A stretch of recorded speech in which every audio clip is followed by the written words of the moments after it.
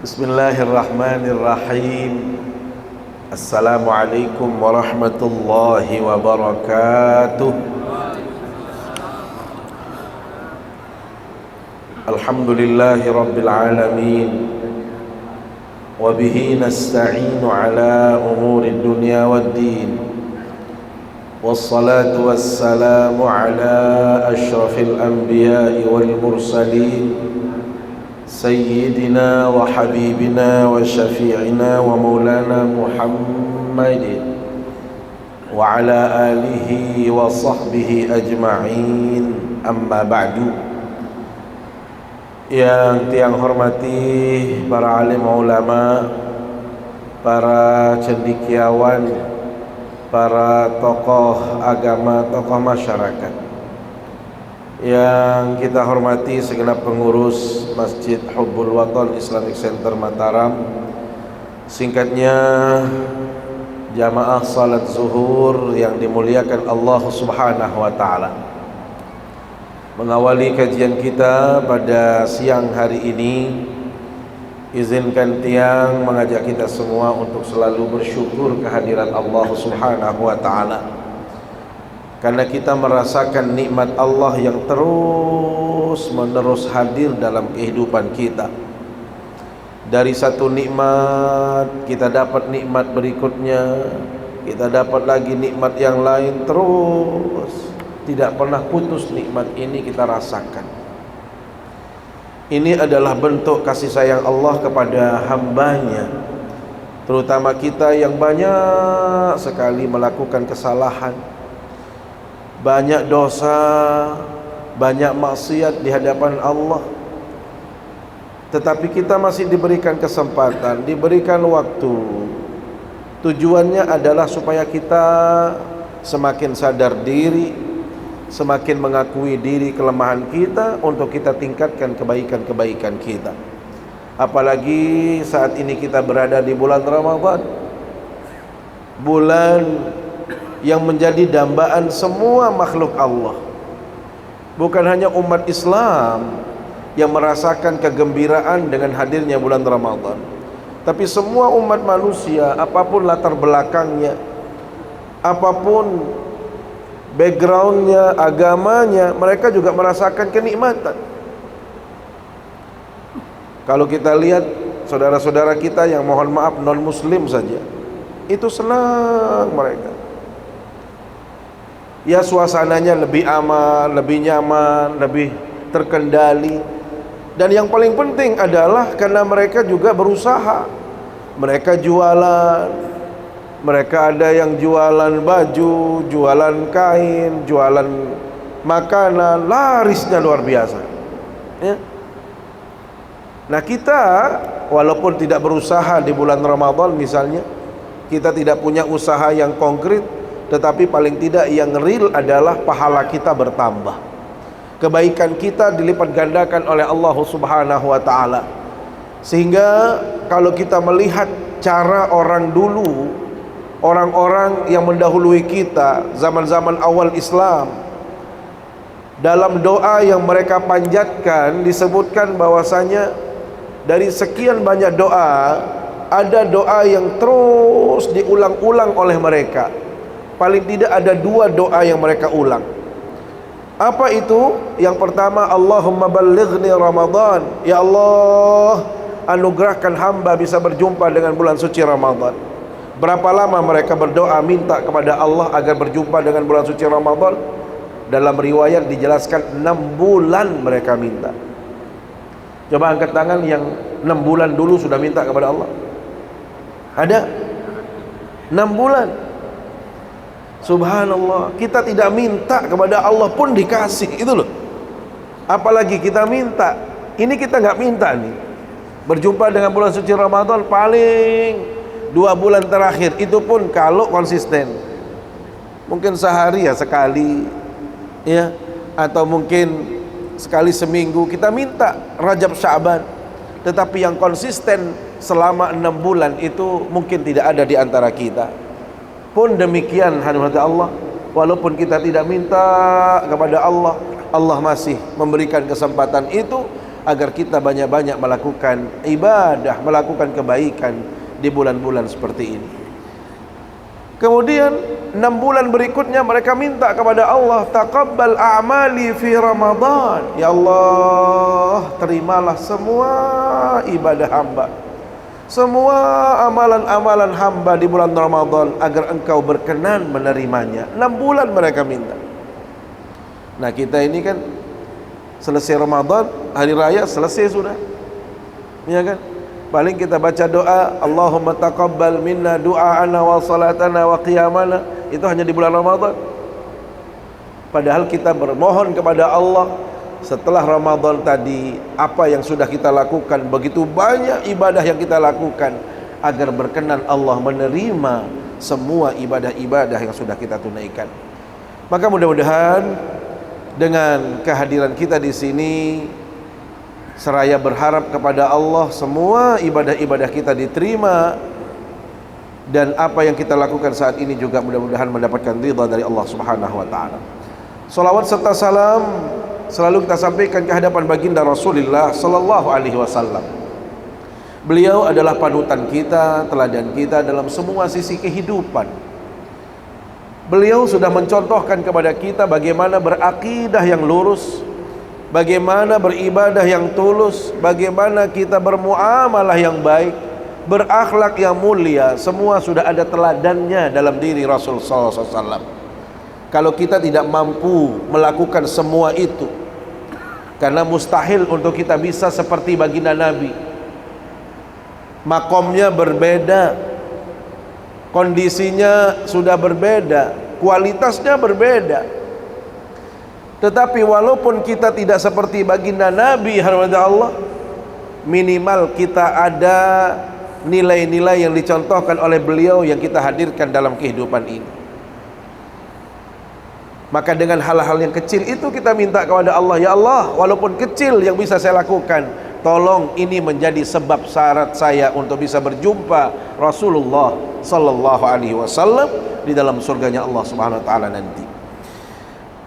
Kaum muslimin, jamaah yang dimuliakan Allah Subhanahu wa taala, tema kita pada kesempatan ini adalah Ramadan dan pendisiplinan umat atau kedisiplinan umat. Ketahuilah bahwasanya Islam itu adalah agama yang paling disiplin. Tidak ada agama yang paling disiplin selain agama Islam. Kenapa kita mengatakan bahwasanya Islam itu adalah agama yang disiplin sekali? Karena semua ibadah-ibadah yang ada dalam Islam itu justru ditentukan oleh waktu. Dan firman-firman Allah termasuk hadis-hadis Rasul itu banyak sekali yang menganjurkan, yang menekankan agar kita itu berdisiplin. Sehingga Rasul sallallahu alaihi wasallam itu banyak sekali membicarakan tentang waktu. Al-Quran juga banyak sekali berbicara tentang waktu. Bahkan Allah Subhanahu wa ta'ala juga bersumpah dengan waktu. Wal asri wal fajri wal duha wal laili wal nahari. Semua sumpah-sumpah tadi kata Allah, materi sumpahnya itu adalah tentang waktu. Maka ini menunjukkan bahwasanya Islam itu adalah agama yang benar-benar mengajarkan dan menekankan kepada pemeluknya untuk bisa berdisiplin dalam kehidupan ini. Sehingga di dalam Al-Quran misalnya kita ambil contoh saja, salah satu surat yang pendek sekali tetapi sangat besar faedahnya. Wal asri innal insana lafi khusr illa alladhina amanu wa amilus salihat wa tawasaw bil haqqi wa tawasaw bis sabr. Imam Syafi'i rahimahullahu taala berbicara tentang surat ini. Apa kata beliau? Lau tadabbaran nasu hadhihi surata lakafathum aw lawasi'athum. Kalau sekiranya, kata beliau, Al-Quran itu tidak turun 30 juz, hanya surat ini saja yang turun, sudah cukup sebenarnya. Cukup sebagai pegangan pedoman manusia untuk menjalani kehidupan. Kenapa? Karena surat yang pendek ini meliputi semua sisi kehidupan. Bayangkan yang pertama, sumpah dengan waktu. Ini menunjukkan bahwasanya kita ditekankan untuk bisa berdisiplin.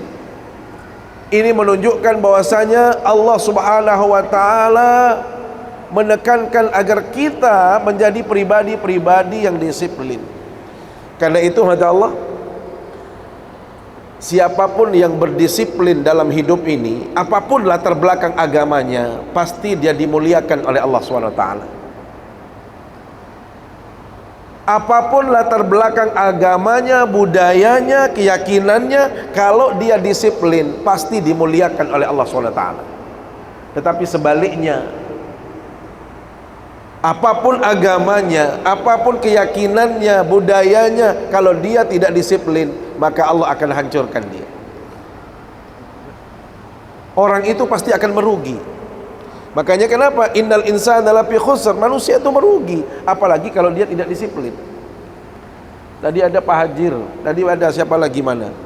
Saya mau bertanya, teman-teman yang berprofesi sebagai guide ini, saya mau tanya mereka, bandingkan antara turis Eropa Barat dengan turis domestik, mana lebih disiplin? Teman-teman yang bergerak di bidang wisata, kita harus mengakui, suka atau tidak suka, orang kafir jauh lebih disiplin ketimbang orang Islam. Ada yang bisa membantah itu?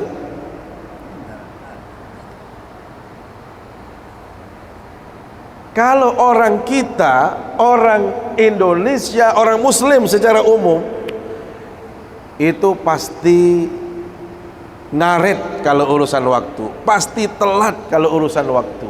Tetapi kalau orang Barat, karena itu mereka semacam ada moto yang mereka yakini, time is money. Waktu itu adalah uang. Dan ini kami pengalaman. Di saat kami diundang ke luar negeri, apakah ke Amerika, ke Australia, tidak ada orang yang terlambat dalam kegiatan-kegiatan apapun. Mau acara seminar, mau acara pertemuan, mau acara apa, janji-janji yang sudah kita, pokoknya jam segini. Sampai-sampai mereka, mohon maaf, menjelaskan, karena dia tahu kalau orang Asia Tenggara itu paling lalet. Pak, ini acaranya jam segini, kalau bapak telat 1 menit kami tinggalkan, silahkan berangkat pakai biaya sendiri. Dan itu mau menteri terlambat juga ditinggalkan, Pak. Hebatnya begitu. Nah, ternyata Islam itu jauh lebih hebat sebenarnya. Kenapa? Karena banyak sekali ayat-ayat yang berbicara tentang waktu. Bahkan dalam konteks solat sekalipun, innas salata kanat 'alal mu'minina kitaban mauquta.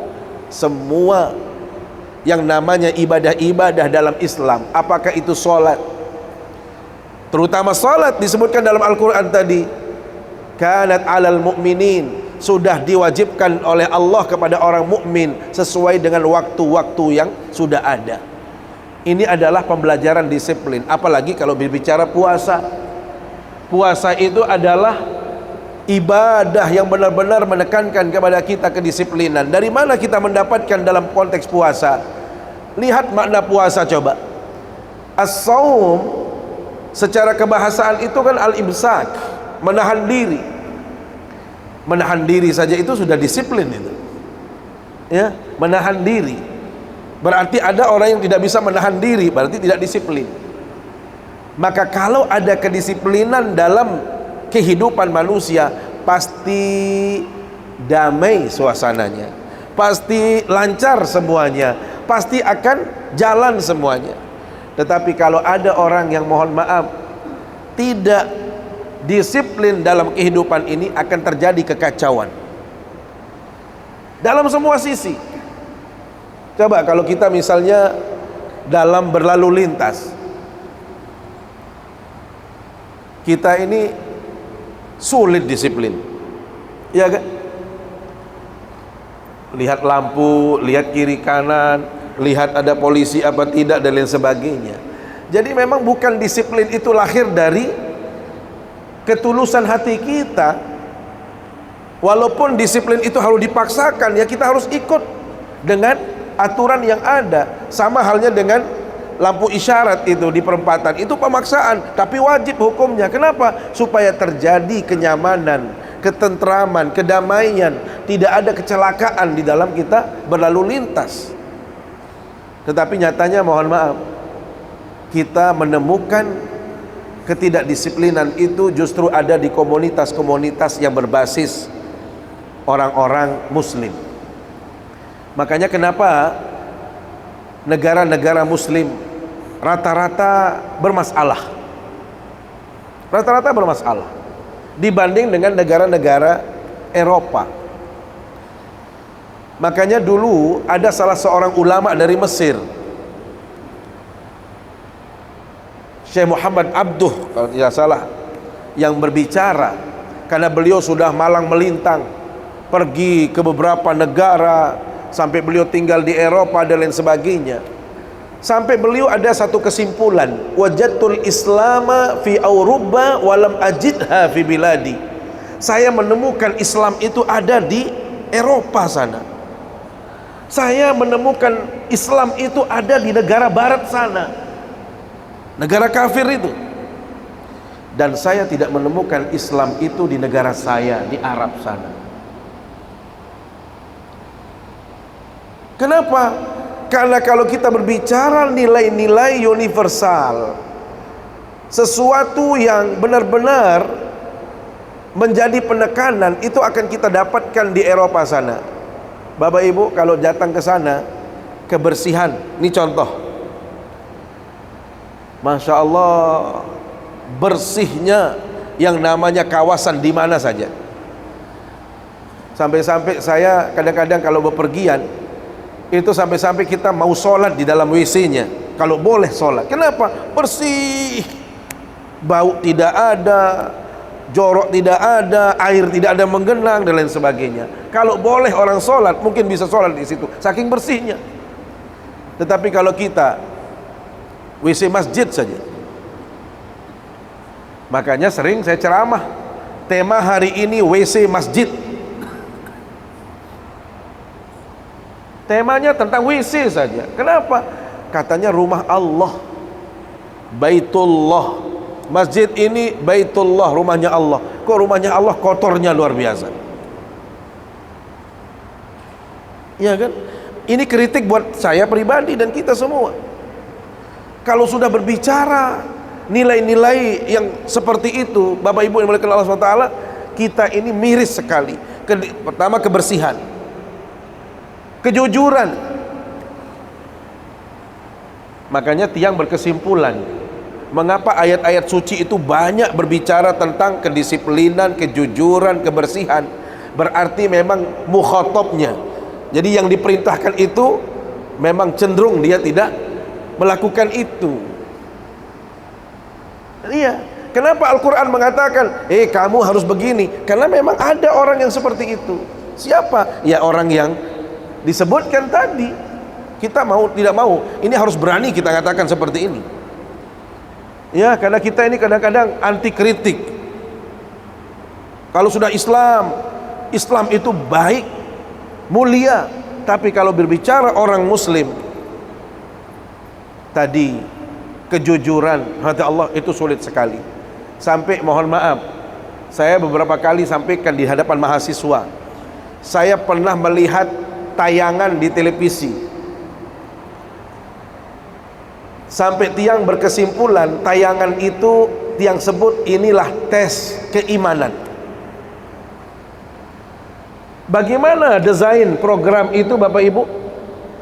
Jadi didesain oleh produsernya, setiap orang yang belanja di toko ini, Bapak Ibu, berapapun belanjaannya, dia akan dapat barang yang dia beli, sekaligus pura-pura kasir memberi 2 kali lipat dari uang yang dia belanjakan. Kalau belanjanya $1.000 misalnya, pura-pura kasir tidak tahu, kasih $2.000 lagi. Ibarat Bapak Ibu atau kita laki-laki ini beli rokok 1 bungkus. Nih Pak Prof. Ali, dekan Visipol di Muhammadiyah, Kita beli rokok 1 bongkos, uang kita 50. Beli rokok sebongkos, dikasih. Bibi itu misalnya mohon maaf lupa karena mungkin gelap atau mungkin kurang penglihatan, tahu-tahu susuknya 150, dapat rokok. Mau diapain itu uang? Lamun itu tahu. Kalau kita tempatnya cek pecah langsung sekarang belah. Apa yang kita lakukan? Kembalikan. Sidit man tegalan masalah situ. Ini badai barak wayang lalu nasib doang selapuan ni. Saya bercerita mau kepeng loe ya wan ni. Baru misal doang ni. Lamun itu kalau kita tidak pegang, oh kembalikan dong. Tapi lain hawanya di saat kita pegang uang itu. Jangan jauh-jauh. Coba sekarang saya tes. Siapa yang dulu waktu SMP atau SMA ambil permen 5 bilang 2? Atau beli pisang goreng ya kan? Bi niki bi 2 padahal 5 kakak. Arak lah benda. No. Lagi masih ingat?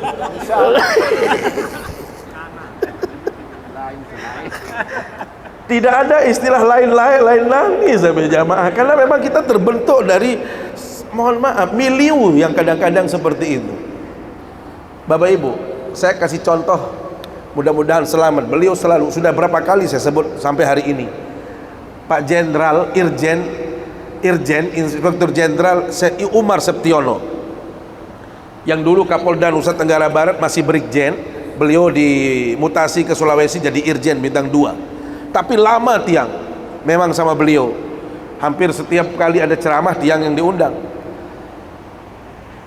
Kagumnya luar biasa tiang sama beliau. Kenapa? Jarang tiang lihat, mungkin satu-satunya jenderal yang sholat berjamaah itu harus di masjid. Dimanapun dia tugas, mau dia tugas di pasar pasti dia cari masjid. Maka beliau nggak pernah sulit kita cari. Kalau sedang tugas di Polda, pasti beliau akan sholat di masjid, wajib. Tidak pernah. Yang hebatnya lagi beliau apa Bapak Ibu? Beliau itu kalau ada anak buahnya yang sakit, beliau kan bintang 2. Beliau yang bawain beras 25 kilo itu, dia angkat sendiri. Sembako dia kasih. Ditanya oleh anak buahnya, kenapa seperti itu Pak Jenderal? Apa kata beliau? Walaupun saya seperti ini, bintang saya tidak akan pernah jatuh, kata beliau. Tetap saya jenderal. Ada orang yang bisa seperti itu? Nah, kita belum jenderal aja sudah kayak jenderal semua. Ya.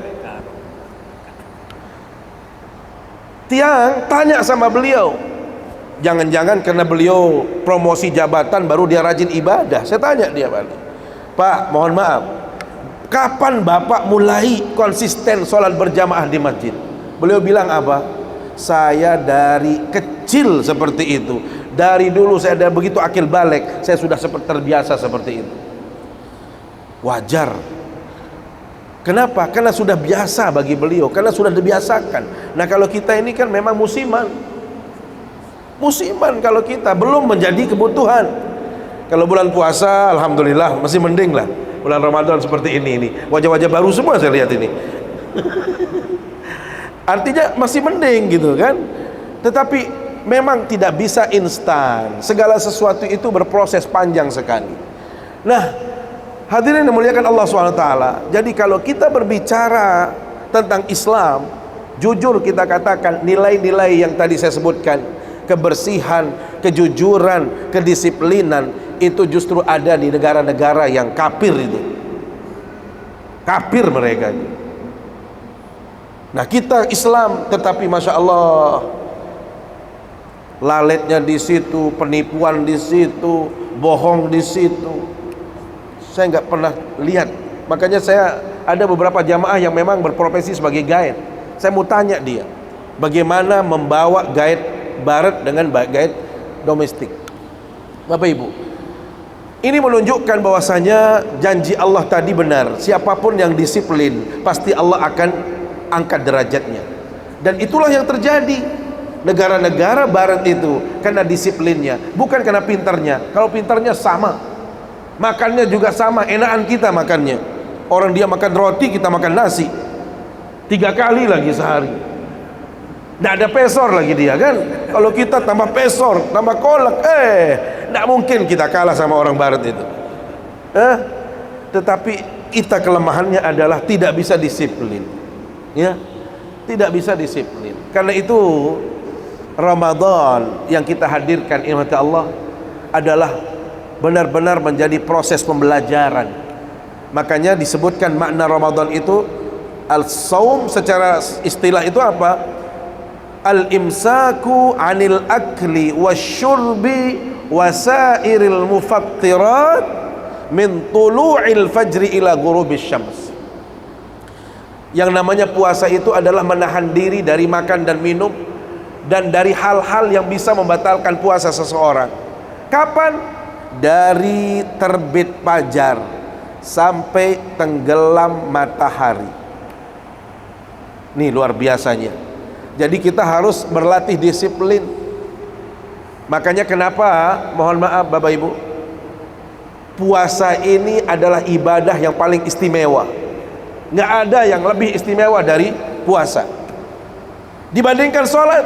Iya, mohon maaf, mungkin dari sisi yang lain ada kemuliaan sholat, ada kemuliaan haji, ada kemuliaan zakat. Tetapi kalau kita berbicara dari sisi yang lain, maka puasa ini adalah ibadah yang paling spesial. Apa alasannya? Bapak Ibu, kalau ibadah-ibadah yang lain ada malaikat yang diutus oleh Allah, yang diperintah oleh Allah untuk memberikan penilaian. Yang sholat, malaikat tolong kasih dia nilai. Yang zakat, malaikat tolong kasih dia nilai. Yang haji umroh, kasih dia nilai. Berapa nilainya malaikat? Dia tunduk malaikat itu kepada Allah. Intervalnya berapa? Al-hasanatu bi asyri amthaliha ila sab'i mi'ati dhi'fin. Anda boleh memberi wahai malaikat antara 1 kemudian naik ke 10 dan paling banyak 750. Hanya itu saja. Jadi malaikat tidak boleh kreatif melebihi itu. Oh, mentang-mentang ini ada hubungan dengan dia, oh kasih dia 800. Tidak bisa. Malaikat itu tunduk. Makanya la ya'sunallaha ma amarahum wa yaf'aluna ma yu'marun. Konsisten malaikat itu, dia patuh taat kepada Allah, tidak mungkin melakukan kedurhakaan. Maka malaikat nanti akan memberi pahala 10 tergantung kadar amalnya. Maka apa kata Rasul SAW? Ya, Allah berfirman dalam hadis qudsi, illa sauma, kecuali puasa. Kenapa ini? Udah habis waktu? Oh. Illa sauma, kecuali puasa. Fa innahu li wa ana ajzi bihi, kata Allah. Karena puasa itu untuk saya dan saya yang memberikan penilaian, jangan malaikat. Bisa dibayangkan nggak? Kalau yang turun tangan itu langsung big bossnya, beda nilainya. Makanya kalau puasa itu apa? Berapa kadar pahalanya? Innama yuwaffas sabiruna ajrahum bighairi hisab. Allah memberikan pahala bagi mereka berpuasa itu tidak ada batasannya. Karena yang langsung memberikan penilaian itu Allah. Ini luar biasanya. Dalam tataran kita pemerintahan beda. Kalau yang inspeksi itu kepala dinas saja, kepala UPT saja. Tapi kalau Pak Iqbal yang datang ke sini, beda Pak. Kan begitu? Kalau kepala dinas ya dilirik-lirik aja, tidak selesai apa-apa. Inilah kira-kira contohnya. Jadi kalau langsung pemilik otoritas, pemilik kekuasaan yang bertindak, itu sudah beda nilainya, kualitasnya berbeda. Ibaratnya puasa itu seperti itu. Sholat, malaikat yang punya urusan. Yang haji juga demikian. Kecuali kata Allah, puasa biar saya. Kenapa Allah mengistimewakan puasa daripada yang lain? Jawabannya kata Allah adalah innahu sirrun wa amalun batin la yarahul khalqu wa la yadkhulu riya. Satu-satunya ibadah yang paling rahasia sifatnya, paling rahasia sifatnya. Saking rahasianya orang tidak tahu kita berpuasa atau tidak. Karena rahasia maka kita juga melakukannya dengan tulus ikhlas. Karena rahasia kita juga disiplin. Karena rahasia juga kita jujur. Dan saking rahasianya kita tidak bisa pamer, kita tidak bisa riak kalau puasa itu. Kalau ibadah lain potensi riaknya besar. Apa contohnya? Umroh. Mungkin saya awal-awalnya, atau ada orang yang awal-awalnya mungkin ikhlas luar biasa, tetapi begitu dibilang sama teman, antum hebat ya, Mekah bilang minggu sih, langsung saya non, masa mendik tahu anak aku, bergeser. Awalnya mungkin dia tulus mau ke Mekah, sekarang kan Pak Haji, Pak Haji hebat sih dia Pak Haji, langsung itu aja kacang, itu aja kepeng, misal berubah niatnya. Yang tadinya mau niat ikhlas jadi riak dia, potensi riak tinggi. Sholat apalagi paling mudah. Maka selalu saya cerita di mana-mana, kalau anak muda yang hebat, yang belum menikah atau yang sudah menikah mau nambah lagi misalnya, kalau dia anak muda yang hebat, dia akan datang untuk midang itu 7 atau 8 menit sebelum sholat. Taruhlah maghrib, datang kita ngapel ke rumah cewek, ditemenin oleh ibunya, ada bapaknya, ada ceweknya juga, masya Allah, di belakang rumah lagi, ya rumah belakang, karena ada berugak di situ. Tidak lama kemudian duduk, langsung azan, Allahu Akbar, Allahu Akbar, azan maghrib. Pemuda yang hebat dia akan berkata, Bu, di mana tempat wudhu, Bu? Kalau sudah nanya tempat wudhu kan berarti orang hebat. Orang tuanya langsung hebat ini pemuda ini. Alim nih jangan. Pacu. Kan benar? Begitu dia mohon maaf. Nah, sholatnya karena jauh masjid nih nak, udah di situ aja dia berugak. Nih sejadahnya. Ibu bapaknya masuk ke dalam rumah. Bukannya mau sholat, ibunya mau lihat. Tuh, bagaimana jangan sembahyang. Dia juga pintar karena dia tahu dirinya dilihat. Wow, main-main dia sholatnya buat-buat dia. Atur gerakan. Yang biasanya jalan tol sekarang agak macet-macet sholatnya. Niatnya yang tadinya set, sekarang masya Allah, langsung meni doang mentoan. Gak ina dia jangan telok dia jangan ini. Udah begitu karena tahu dirinya dia dinilai, masalah lama berdirinya padahal nggak baca apa-apa dia. Walhasil apa yang dilakukan? Ibu di dalam kamar itu langsung cubit suaminya. Telung dah setahun kita berumah tangga, dikuah kita barang menurut sembahyang. Ini poin besar ini sudah ini Bali. Jadi inilah kenapa Allah begitu mengistimewakan puasa, karena orang tidak bisa riak. Coba siapa yang ngasih contoh bagaimana kita mau riak dalam berpuasa ini? Ada yang mau riak? Bagaimana caranya kita mau riak? Tidak bisa. Ada yang mau riak, masya Allah buka bersama ceritanya. Allahu Akbar, orang silakan yang lapar-lapar ambil sendiri. Saya ini lihat nih paling hebat ini, nggak lapar-lapar. Dia pikir kalau begitu dia dapat pahala, justru dosa. Kenapa? Sudah waktunya nggak berbuka. Jadi tidak bisa kita mau sombong-sombong kalau berpuasa. Tidak ada. Gimana caranya kita mau sombong itu loh sulit. Inilah yang mengistimewakan puasa. Kenapa? Karena dari puasa inilah kita belajar banyak hal, termasuk bagaimana kita bisa berdisiplin, ya, sehingga kita tidak bisa walaupun kita punya kemampuan untuk melakukan apapun. Makan boleh, kan tidak ada yang larang juga, tetapi karena kita disiplin, belum waktunya kita tidak mau menyantapnya, ya kan? Padahal enaknya luar biasa, laparnya juga kita benar-benar terasa, tetapi karena belum ada waktunya, saya benar-benar disiplin, saya benar-benar melakukan ini karena ketulusan. Saya pikir demikian, ya, karena nanti habis waktunya untuk kita ceramah. Demikian, terima kasih atas segala perhatiannya. Kalau ada hal-hal yang perlu kita diskusikan, perlu silahkan disampaikan. Terima kasih. atas segala perhatiannya, dan mohon maaf bila ada hal-hal yang kurang berkenan. Aqulu qauli hadza wa astaghfirullah. Wassalamualaikum warahmatullahi wabarakatuh.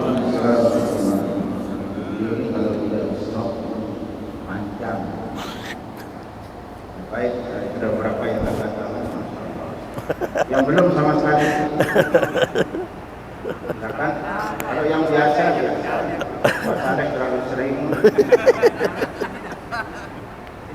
Ini mungkin dari pengurus.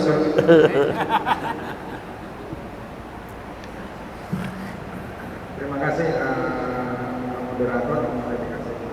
Terima kasih Tuan Guru, luar biasa menarik tentang disiplin ini, dan kita belum selesai ternyata. Ya, pertanyaannya adalah puasa memang benar-benar membuat kita disiplin. Bahkan kalau Dr. Roy mengatakan kita paling disiplin itu di puasa, apalagi buka bersama pas waktunya mesti tepat itu. Nah, sementara di sisi yang lain kita memang kurang disiplin. Ya, sering sekali undangan apalagi acara-acara selalu tidak tepat waktu gitu. Nah, mungkin tadi harapan saya tadi ada penjelasan kenapa kita tidak disiplin dan bagaimana supaya kita menjadi disiplin tentang taat. Itu saja mungkin. Terima kasih. Assalamualaikum warahmatullahi wabarakatuh. Assalamualaikum warahmatullahi wabarakatuh. Assalamualaikum. Tadi kan Bapak Guru sudah menyampaikan di awal bahwa Islamlah yang paling disiplin. Mohon pencerahan. Jujur yang kalau lagi bicara di depan orang ramai atau di situ ada komunitas, ada Hindu, ada Kristen, yang malu mengatakan yang tidak Islamlah yang paling. Apa katanya seperti Pak Guru sampaikan, justru mereka lah yang disiplin. Karena saya juga pernah bekerja di perusahaan asing. Wah, benar. Setelah 1,5 menit ini nggak toleransi, disuruh keluar.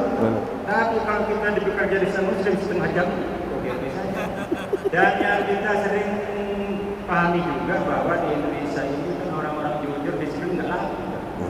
Justru laku di luar karena ada tagar kabur aja.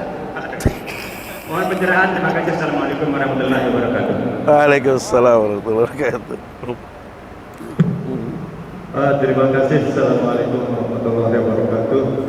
Waalaikumsalam warahmatullahi wabarakatuh. Seperti dijelaskan tadi sama Tuan Guru, bahwa kita orang Islam ini masih jauh dari disiplin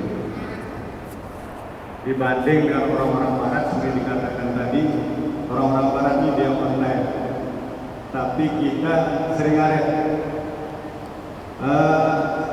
Menurut saya, untuk menyelesaikan supaya kita bisa disiplin, ini mohon maaf mungkin menyinggung, ada yang tersinggung dengan ucapan saya, tapi bukan maksudnya untuk siapa-siapa, karena kita ingin supaya kita bisa disiplin.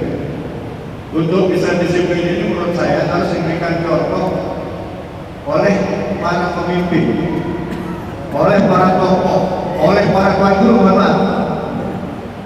Kenapa? Karena sering katakanlah di dinas-dinas katakan ada rapat, pemimpinan rapatnya nanti dia datang, kemudian hormat kepada bapak-bapak tuan guru, kadang ada pengajian nunggu jamaah dulu lama sekali nunggu tuan guru belum datang. Jadi maksud saya ini bukan menyinggung, tetapi untuk mendidik masyarakat, bagaimana supaya masyarakat ini bisa disiplin, bagaimana para pejabat, para pemimpin, para tokoh, para tokoh harus mulai dari beliau-beliau, harus beliau-beliau dulu yang bertanya, karena ini dialog jadi saya tidak bertanya jadinya, karena saya berikan masukan. Ya mudah-mudahan masukan saya ini bisa diterima. Demikian, kurang lebihnya mohon maaf. Terima kasih. Assalamualaikum warahmatullahi wabarakatuh. Bismillahirrahmanirrahim. Sebut nama. Terima kasih kepada Allah yang ini bukan dialog yang bertanya. Berkisah masalah disiplin. Ada guru sampun menjelaskan tadi bahwa tidak ada agama lain yang disiplin, hanya agama Islam. Tetapi tadi rentetannya apapun agama segala disiplinnya itu akan dimudahkan oleh Allah. Dan iman pencerahan apapun agamanya, selain dari Islam itu jelas kafir, jelas neraka jahanam. Kok ada jalan Allah akan memuliakan itu Allah. Mohon pencerahannya. Terima kasih. Assalamualaikum warahmatullahi wabarakatuh. Waalaikumsalam. Mari dong, pertanyaan banyak.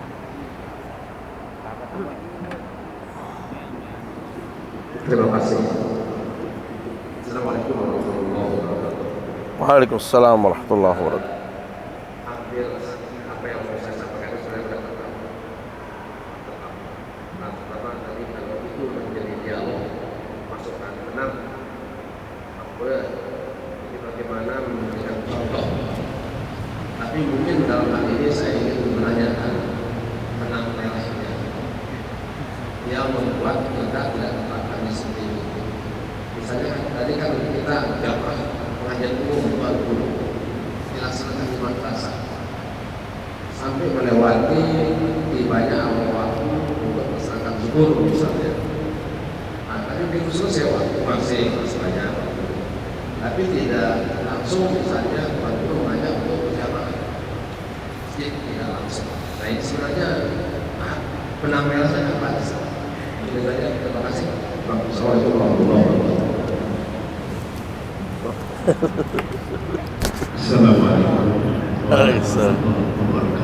Waalaikumsalam warahmatullahi wabarakatuh. Saya melihat kita mungkin perlu belajar khusus, karena kalau rakyat Indonesia yang sekian juta 10% saja tidak disiplin, apa jadinya negara kita? 10% saya tidak jujur, apa jadinya negara kita? Dan ini mungkin saya melihat ada pelajaran-pelajaran yang didapatkan daripada kita. Kalaupun ada, ya ada. Seperti kalau hari Jumat ada orang yang hilang sanggarnya ada. Tapi seandainya kalau cepat, bagaimana jadinya orang yang akan ada kalau semua hilang sanggar? Maksud saya itu untuk mari kita itu tetap optimis di dalam tetap menyampaikan. Kalau misalnya tadi digambarkan dengan orang-orang barat, ya memang sedikit, tapi disitunya memang dapat rahmat. Hanya saja tidak dapat pahala. Kita yang sendiri dapat pahala, misalnya kenapa kita? Tapi itu adalah kalau ada teman-teman ekonomi disiplin, mungkin itu adalah lahan dakwah kita. Sekian, wassalamualaikum warahmatullahi wabarakatuh. Waalaikumsalam. Baik, jazakumullah khairan. Ya, ada yang pertanyaan sifatnya, ada yang menambahkan, menguatkan. Terima kasih.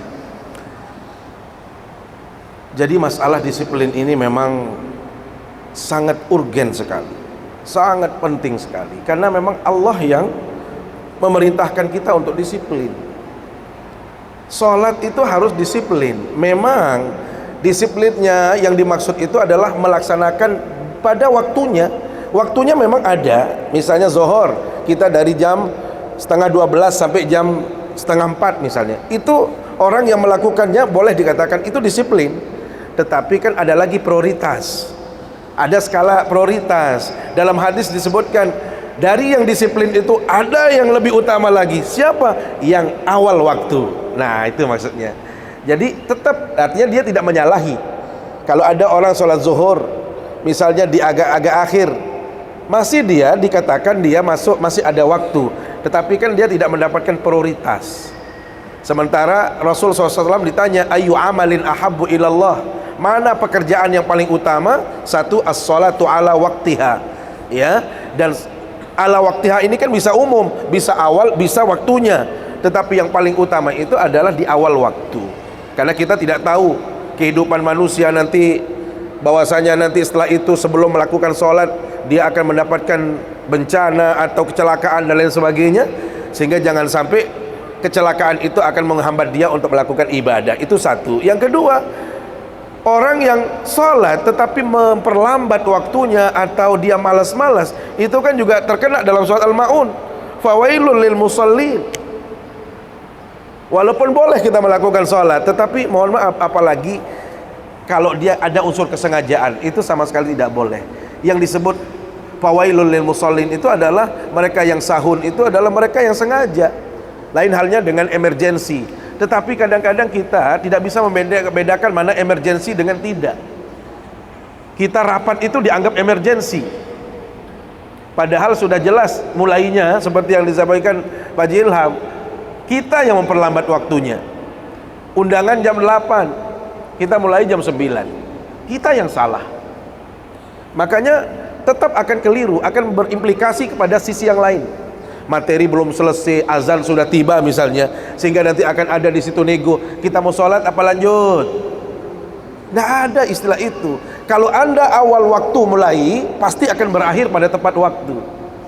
Sehingga tidak ada istilah mohon maaf akan melanggar aturan-aturan. Makanya adanya kedisiplinan, itu akan terjadi kenyamanan, akan terjadi ketenangan. Tetapi kalau ada yang tidak disiplin, pasti akan terjadi masalah. Ya contohnya saja, kalau kita sebagai penumpang pesawat, alangkah gondoknya kita begitu dengar delay sekian jam, marah kita. Tapi mau bilang apa, kita butuh juga kan begitu. Ini contoh saja, artinya akan berimplikasi kepada yang lain. Karena itu disiplin ini memang harus hukumnya. Karena Islam itu hadir dengan konsep kedisiplinan. Kalau kita tadi sebut sumpahnya Allah dalam Al-Quran dengan banyak sekali redaksi sumpah, itu menunjukkan bahwasanya materi sumpah itu penting. Yang bersumpah itu Allah. Tentang apa? Tentang waktu. Berarti waktu itu sangat luar biasa. Makanya ada ungkapan ulama, al-waktu kas-saif. Waktu itu ibarat mata pedang. Illam taqta'hu qata'aka. Kalau Anda tidak mampu menggunakan pedang itu, maka yang terjadi kemudian adalah Anda yang akan tertebas dengan pedang itu. Artinya apa? Waktu ini ibarat mata pedang. Kalau kita tidak akan bisa memanfaatkan waktu ini dengan baik, maka besok akan yang menyesal itu adalah kita. Kenapa saya dulu tidak begini? Kenapa dulu tidak begitu? Itu akan terjadi penyesalan. Maka orang yang menunda-nunda, orang yang memperlambat, orang yang tidak disiplin, pasti akan masuk kepada penyesalan. Makanya dari mana mulainya, kata Kanda Ilham? Pertama harus mulai dari diri sendiri. Tiang jujur, mohon maaf, selama tidak lupa, kecuali saya di masjid ini mungkin ada pernah sekali terlambat, tetapi setiap tiang ada acara, undangan apapun, selalu saya tekankan, Anda berani mulai jam berapa? Dan itu kalau bicara kecewa, saya kecewa. Kenapa? Karena saya 1,5 jam paling tidak sebelum acara apapun, siapapun yang ngundang, pasti saya sudah ada di lokasi, tetapi tidak langsung masuk. Kenapa? Malu kita sendiri di situ. Pasti saya di mobil parkir, Pak. Makanya kalau nanti WO-nya kontak, antum tenang saja, saya sudah posisi di depan. Dan insya Allah, dan itulah yang saya ambil, mohon maaf, bukan karena al-maghfurlah Tuan Guru Safwan itu mertua saya, bukan, tapi itu pengajaran yang saya dapatkan dari beliau, selalu disiplin. Ya, dimanapun acara pasti beliau hadir lebih awal dari orang lain. Dan memang ini ajaran agama yang harus kita kedepankan. Nah, kita ini sengaja kita mengundang jam 8. Kenapa aru lalu jam siwa kena lu nih? Lah ini kan, mohon maaf, lagi-lagi kita dalam urusan-urusan yang sifat-sifatnya seremonial, jujur kita sering memaksakan Allah untuk mengikuti kita. Bukannya kita yang menyesuaikan dengan Allah. Idealnya kita yang menyesuaikan dengan Allah. Kenapa? Yang membuat jadwal terlebih dahulu itu Allah. Jadwalnya Allah itu sudah ada, sholat yang ini jam segini. Jadi nggak boleh kita paksakan Allah. Allah kan maha tahu juga. Seolah-olah kita paksakan Allah untuk mengikuti selera kita. Inilah yang terjadi di kantor-kantor di saat kita mau seminar, di saat kita bekerja dan lain sebagainya, seolah-olah ya, karena Allah juga paham, kira-kira begitu. Hal yang sama terjadi, mohon maaf, kalau misalnya ada acara-acara besar, boleh kita acara-acara besar menghadirkan berapa narasumber pun boleh, gak ada masalah. Tetapi harus on time mulai, on time berhenti. Jangan begitu azan pun kita masih langgar dia. Dalam pandangan pribadi Tiang, tidak etis, kurang etis. Apalagi sampai dikalahkan waktu sholat dengan ceramah. Ceramah itu penting, tetapi ada waktunya. Kalau sudah waktu sholat, ceramah itu nggak penting. Ngaji, makanya ngaji itu penting, tetapi kalau sudah azan, mohon maaf, ngaji itu menjadi tidak penting. Kenapa? Karena segala sesuatu ada waktunya. Ngaji ada waktunya, Anda roh ada waktunya, zikir ada waktunya. Jadi mari kita fa'ti kulladzi haqqin haqqahu. Orang yang adil itu adalah menempatkan sesuatu pada tempatnya. Jadi jangan khutbah misalnya, seringkali ini ada pertanyaan, mana yang mulia, mendengar khutbah apa baca Quran? Tetap yang namanya Jumat itu, khutbah itu yang paling mulia, tidak bisa diganti dengan yang apapun. Kenapa? Ada waktunya. Setelah itu Anda baca Al-Quran, silakan, gak ada masalah, tapi jangan membaca Al-Quran. Makanya kenapa Tiang, kalau jadi khatib itu biasanya kalau di tempat-tempat tertentu saya ingatkan, di dalam khutbah itu saya ingatkan, tolong HP jangan dilihat dulu, ya. Kenapa? Jangan sampai mengganggu. Nanti itu yang mengurangi pahalanya seseorang karena disibukkan. Padahal kan niatnya baik, saya mengaji kok di HP, tetapi bukan waktunya. Jadi mari kita belajar berdisiplin, maksud Tiang. Segala sesuatu itu ada waktunya. Ya, sholat ada waktunya, ngaji ada waktunya, baca Quran, silahkan zikir, itu ada waktunya sehingga kita bisa terbiasa. Nah, makanya tadi Tiang kata mulai dari diri kita sendiri, anak-anak kita, keluarga kita, coba ajarkan dia disiplin. Kalau kita tidak berani seperti itu, Bapak Ibu, 500 tahun ke depan pun masih sulit. Karena merubah mindset seseorang itu nggak gampang. Itu butuh bertahun, puluhan tahun itu baru bisa berubah. Maka kalau kita harus berani. Makanya kenapa ada beberapa saudara-saudara kita yang anak-anaknya itu shock culture.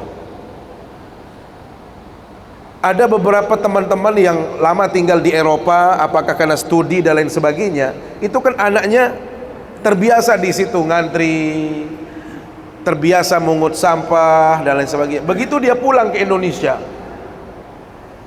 yang terjadi kemudian apa? Begitu misalnya ada kegiatan, nih gurunya juga kadang-kadang ada yang keliru, ayo ambil itu. Nah dia, anak ini karena sudah terbiasa di luar sana ngantri, dimarahin sama gurunya. Kenapa? Ini cepet-cepetan ini. Artinya kamu kenapa enggak lah? Yuk kan kita ngantri, Bu. Justru disalahin yang ngantri. Karena terbiasa kita berugutan loh. Mau narik bantuan itu kan becatan, saya mau ada saluran maut kan begitu. Nah kita terbiasa seperti itu, sehingga mencontohkan anak pun juga di sekolah seperti itu. Tidak kita latih dia untuk belajar disiplin yang rapi dan lain sebagainya. Sehingga pernah Tiang bertemu dengan seorang profesor di Melbourne University, Tom Lancy namanya. Kalau masalah-masalah seperti ini bagaimana kita merubahnya? Beliau hanya bilang apa? Nanti akan diganti oleh generasimu. Kalau generasimu tidak bisa berubah, berarti sulit sudah. Nih, sekelas kita kalau tidak bisa disiplin, jangan harap generasi berikut kita akan disiplin. Sehingga mohon maaf, biarlah yang tua-tua ini tidak disiplin, tetapi kalau generasi model kita ini harus berani disiplin, harus menegakkan disiplin. Nah kalau kita tidak berani, hancur sudah. Sulit untuk mendapatkan masyarakat yang benar-benar menghargai waktu. Ya, saya pikir demikian yang dapat yang sampaikan. Terima kasih.